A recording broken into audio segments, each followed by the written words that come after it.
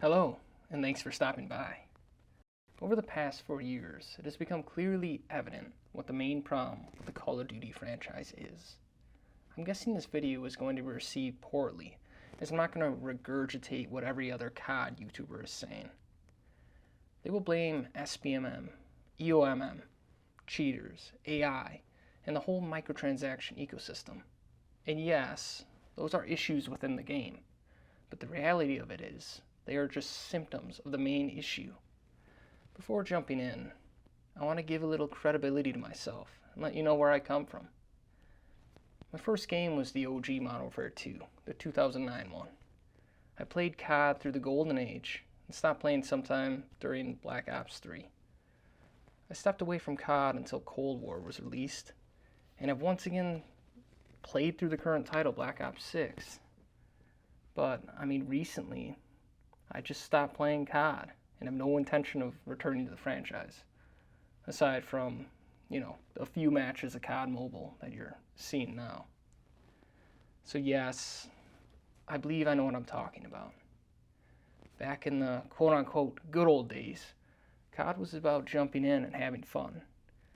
But now it's changed. Long gone are the days of Danger Close and Commando.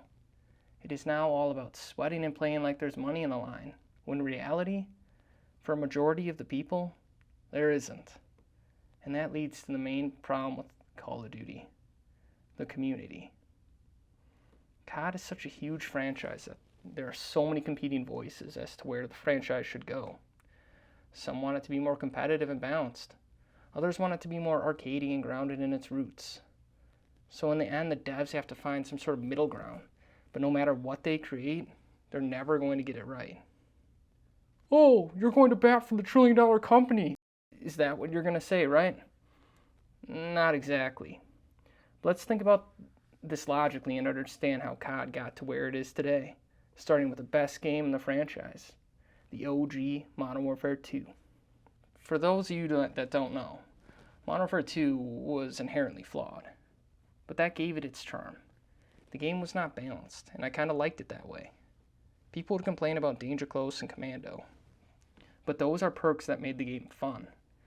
You didn't always have to run and gun. You could slap on a grenade launcher or a pistol with a tactical knife and still perform in the match. And most importantly, you would have fun doing it. Both of these perks would be nerfed into oblivion in the preceding games due to community backlash. With this, two different playstyles would not be viable anymore. And let's not forget about quickscoping, another playstyle that spiced up the gameplay. It was a playstyle that required skill and commitment to master. High risk, high reward, if you will. I'm sure the developers did not intend for Sleight of Hand Pro to work so well with snipers, but it was awesome regardless. And once again, quickscoping was also nerfed in the preceding games, due to the community's response. With this, another playstyle became unviable. Activision and the developers would then start focusing on making the games much more balanced. They catered to one part of the community's response to the game, the vocal minority that would complain. Quickscoping would survive a few more games, but that too would eventually be phased out and buried next to Danger Close and Commando. This restricts the playstyles in the game for the worse. Again though, what were the developers supposed to do? I would be lying to say I didn't enjoy the games through Black Ops 3, well, aside from Advanced Warfare. That game was a nightmare. But I was kind of itched for the different playstyles of Modern Warfare 2. In COD nowadays, you pretty much have to use an AR or SMG with ADS speed attachments, because everything else is too slow. And then people wonder why COD is so boring. It's because you have to play a specific way now. With that little history lesson out of the way, you can already see the effect the community had on the franchise, for better or worse. The problem with the community boils down to these 3 points. Number 1, the community doesn't know what they want, so the developers don't know what to make. Number 2, they blame SBMM when in general, gamers are just better than they were in 2009. And along with that, gaming attentions have changed. And number 3, the community cannot stop playing regardless of their negative views on the franchise. Let's start with the first one. The community doesn't know what they want. The community wants things to change, but they also don't want things to change. They want new maps, but they're also perfectly content playing Nuketown and Shipment for years on end. They want a fresh zombies experience, but also criticize anything that is not round-based zombies. They complain when developers change core mechanics, but they also want changes to the core mechanics. Like, what do you people want? What are you playing the game for? I'm convinced that nobody plays the game for enjoyment anymore, and it's basically a camo grinder simulator. None of that stuff mattered in the golden age COD games. I didn't play the OG Modern Warfare 2 to grind camos. I played for fun. I played because it was a new experience I couldn't get anywhere else. The devs are stuck in creative hell, because if they do try to do something different, let's say removing red dots on the minimap when firing because the suppressor is a necessary attachment for any flanking build, they are criticized to no end for making that change. Or let's say everyone knows UAV spam is real, so let's try the SATCOM instead to make UAV spam less prevalent. That again is torched and never revisited. It's like the community is telling them they hate having to use the suppressor all the time, and that UAVs are constantly popping up, but they ridicule their devs every time they try to fix them. I get that change is hard. It applies in every facet of life. But everyone in the COD community is so quick to judge and hate on things before even giving them a shot. This is seen for every single yearly release. Right away, people start bashing the game and saying it's the worst COD they have ever played. The best example is the latest Modern Warfare 3. People torched the game on launch, and now they're saying it is the best COD in the last 5 years. And I mean, it probably is. But you cannot say that if you're ragging on it all year and didn't play the game for a majority of the year. All of this boils down to getting the same experience every year with the developers drip feeding back things that were in the OG CODs even if they don't make sense in the current COD ecosystem. The best example of this is Classic Prestige. The problem with this is that the blueprints kind of mess up the progression system since that weapon is unlocked forever anyway. And also, there are metas in the current COD, so you are playing at a disadvantage if you don't have the current meta build. These were not issues in the Golden Age, as almost every gun was viable and there were no meta builds. How's about just removing the level cap on each season and just letting the number tick up, because Prestige doesn't even matter these days anyway? The developers are also in a weird predicament, where there are so many voices in the community that they don't know which way to follow. Changing one thing positively for one side will create a negative effect on the other side. In Infinity Ward's case for the new Modern Warfare 2, they just did what they wanted regardless of the community's input because of this. They built the game they wanted to make and let the chips fall where they did, for better or worse. With so many voices bombarding the developers, they're not able to weed out what is most importantly and how to make the game fans want. The casuals want something much different than the streamers. The dad gamers want something much different than the 14-year-old ranked play gamers. The audience is so broad and vast that maybe the best thing the developers could do is make the game they want to make and see how it is received. Instead of listening to all the hate, they could actually get inspired and make a new experience, regardless of what the community thinks. It worked for Black Ops 3 and could work again. Second, gaming attentions and gamers have changed. I'll start with the latter. Gamers in 2025 are just better than gamers in 2009. Gaming is a huge industry compared to 2009. It's hard to find someone who doesn't play some sort of video game. This broad-based exposure has narrowed the skill gap in the first-person shooter genre and across the board. People are coming into COD with years of first-person shooter experience, therefore resulting in a more competitive landscape. I'm not saying this is bad, but this could be a part of the reason why every match feels so sweaty. It's incredibly rare to find COD games where you stomp the other team. Most matches are pretty tense with minimum score streaks being used. You could argue that it is the skill-based matchmaking manipulating you, but this is objectively false. I really don't want to spend a lot of time on the subject, but XDefiant showed the industry that gamers don't really care if SBMM is in the game or not. My experience with XDefiant was not much different than COD. Sweaty games, people using cheeky strategies, and people trying to abuse something in the game to get a competitive advantage. It really didn't matter what the title of the game was. Gamers are just better in 2025 than in the past. Alongside of this, streamers can make money off of playing a video game.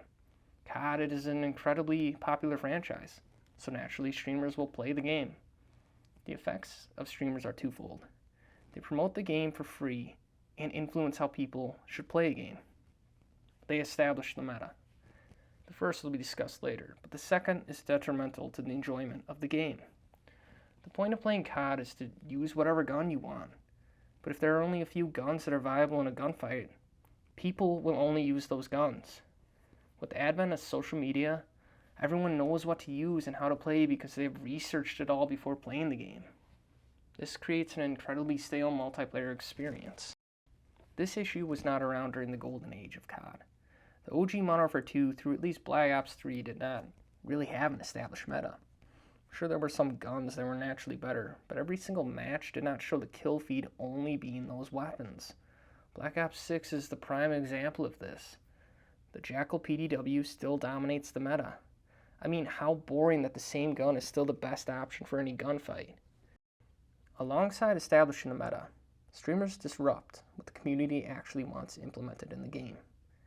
They will say they just want the game to be fun, but then they push towards a bigger skill gap between casuals and them. Isn't that kind of counterintuitive? This is a point that really grinds my gears. They will lie through their teeth, saying they want what is best for the community, but then they get angry when they get killed by a casual player. They then want a skill gap because they believe they are superior to the casual player, since they have put way more time into the game. The idea of a skill gap in COD is absurd. COD was a fast time to kill game, with mechanics that anyone would pick up and play with. It was an easy to learn, hard to master experience. There was never a skill gap until maybe Black Ops 3, but even then it was minimum. The point of COD was to have fun, and that anyone could be an action hero. Now it's more about showing mastery of the game and getting views for historic kills in Warzone and whatnot. The Omni Movement system provides the skill gap the streamers want. They want it as another way to gain a competitive advantage over us casuals. It allows them to dive whatever way they want and laying prone with their heads in weird, different positions. It's just another system to abuse, though they will say it creates a mastery of the game. This is what is annoying as well. Streamers have 60 plus hours a week to play the game. A casual does not. No one has the time to dedicate to the extra mechanic aside from them. The streamer will know every mechanic of the game and dominate a casual. And then people wonder why SBMM is in the game. I mean, seriously, think about that. You have the possibility of going up against someone in this game that plays it for a living. They play it to put food on the table. They practice this game like their lives depend on it, because they actually do. And with streaming being so popular, more and more people start playing like this. This makes the game worse for everyone. And then streamers will say remove SBMM, but that helps no one except for them. A casual dad gamer that just got home from work doesn't want to go up against the COD streamer that has been playing the game for 10 hours that day. The SBMM system is to protect us casuals from the hardcore streaming and pro community of the game. To sum this up, gamers in 2025 are better than the gamers of 2009. They've been exposed to more first-person games than we were in 2009, so they understand the core mechanics. This makes matches more competitive than before. Alongside this, streamers influence what the players use, as no one wants to fight at a disadvantage. Streamers took the game too seriously, so SBMM was implemented to protect the casual community from the hardcore side of the community. This results in playing against people who are evenly matched with you, so every match will be sweaty and tense. This negatively impacts the fun you are having with the game, because no one wants to play a game where you have to be completely locked in for every match. It's exhausting, and removing SBMM will not change anything. And lastly, the community cannot stop playing the game even though they hate it. This is a syndrome that is exclusive to the COD franchise. It is most likely based in nostalgia, but in reality, how many Golden Age COD players are still playing the games? I left after Black Ops 3 because Infinite Warfare was not my cup of tea. The franchise had become stale by that point. I came back for Cold War through Modern Warfare 3 2023. The franchise again has become stale. Black Ops 6 was bleeding players after launch, and Activision tried to band-aid it up with the nostalgic release of Verdansk. But that is only a temporary fix, as the player counts are decreasing again. Maybe the COD community is finally waking up, but I doubt it. The numbers released several weeks ago indicate that Black Ops 6 is at 20.6 million players. Modern Warfare 3 2023 was at 20.8 million players at this point in time. Year over year, that is a decrease of 200,000 players. Let's do the math on that. That's a 0.96% drop year over year. Statistically insignificant. Modern Warfare 2 2022 was at 22.4 million. Let's do the math again. That is 8.04% players dropped compared to Modern Warfare 2 2022. This is a concerning number to me, but that decrease is basically the same as Modern Warfare 3's drop in player count the year before. The fall between Modern Warfare 2 and Modern Warfare 3 was a massive 8% decline. But Modern Warfare 3 to Black Ops 6 is relatively stable. That is not indicative of franchise dying. People are still playing the game. 20 million is a more than healthy number to keep COD afloat for years. 20 million users they can sell skins to, season passes to, and premium event tracks to. Sorry people, but COD isn't going anywhere. Anyone that is telling you differently is straight up lying to you. It comes down to this. If you're not having fun with the game, just stop playing it. If you know you are being manipulated, stop playing the game. The point of gaming is to have fun. If you aren't having fun, you aren't doing it right. Stop making videos about COD and streaming if all you're going to do is complain about it. Hate sells, so I know why you are doing it. But doesn't it get old after a while? Like, aren't you interested in gaming for fun anymore? You know, making videos about it and streaming it are free advertising for Activision, so you are indirectly helping them, right? Black Ops 6 burned me out, and evidently, it burned a lot of people out, but not enough to actually influence a change from Activision. If you really want to affect them, do not buy the next game. I know it will be hard, but if enough people stop, Activision will start getting yippy. This could result in a change in the product. Though I actually doubt the spine of the people that would boycott Activision. You will continue to buy the game, buy skins, buy battle passes, and whatnot, and continue to complain. You are addicts by this point, and acknowledging this is the first step to recovery. To sum it all up, the COD community is the biggest problem with COD. The community wants vastly different things for the franchise. Some want an arcade shooter, a game that honors its roots, and some want a military sim. This gives the developers a mixed response, so they don't know what to make. On top of that, gamers are far more experienced in 2025 than they were in 2009. This creates a much more competitive scene, since you will be matched with relatively competent players in every match. You could even go against someone who's trying to make a living off of gaming. Wild, right? And the saddest thing is that the community hates the game, but continues to play it anyway. Though, thinking on this a little harder might prove that the community doesn't actually hate the game as much as you would think. Let's look at the numbers here by comparing to YouTube views to see how many impressions negative views about Black Ops 6 get. From what I can tell, Blame Truth is the biggest negative channel on Black Ops 6. Don't take this out of context. I'm not hating on him or anything. I just need the data. So I'm here using him as an example. This is a purely neutral analysis. I will use Blame Truth's most popular video from a couple months back that drew in 332,000 views saying, "We did it. Call of Duty is being cancelled." Black Ops 6 has 20.6 million players. This video reached 1.61% of the player base. The people who watch these videos have already quit playing the game anyway. The impact of a video like this is minimum.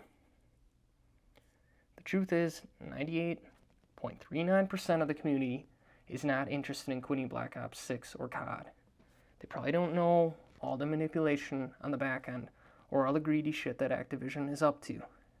They live in a world of ignorance, and they don't care to be educated on it. and I don't blame them if they're truly enjoying the game. This is the base Activision will keep. The people who just want to play the game. The people that will fall for the marketing tricks each and every year. The people who will get FOMO if they don't play the newest release.